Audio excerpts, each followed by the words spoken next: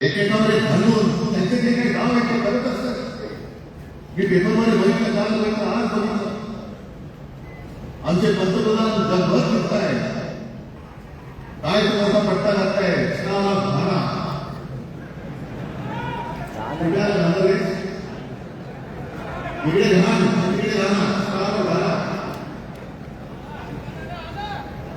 पण एका बाजूला मोदींचा फोटो आणि दुसऱ्या बाजूला माझ्या महाराष्ट्रामधला शेतकरी कर्जबाजारी झालाय, त्याला बैल सुद्धा पोचत नाही, बैल मिळत नाही, म्हणून त्या नांगराचं धोकड ठेवून तो शेती करतोय.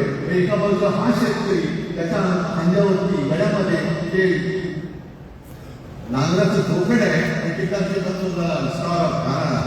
वाटते तरी बरोबर लाज वाटते.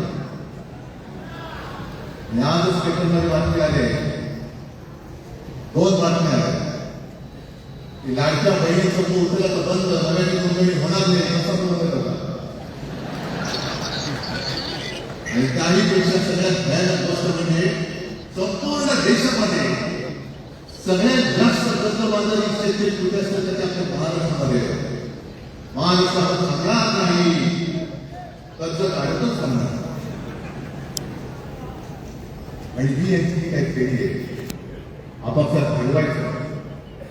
मी एक स्थानिक गोष्ट केली होती, जितेंद्र तुम्हाला माहिती असेल, आपण तिकडे चौपाटीला तिकडे बिर्ला नागपूरचा बिर्ला खेड्याकडे काय आहे, मराठी रंगभूमीचं झालं, मराठी रंगभूमीचा इतिहास सांगायचं झालं, त्याची निर्मिती करायची सगळे आराखडा बंद केला. आणि 2-3 महिन्यापूर्वी बातमी आली की तो आराखडा यांनी केल्याचे टोपी टाकला की जागा त्यांच्या मालकाच्या मित्राच्या घशात टाकतात. हा मराठीचा मराठी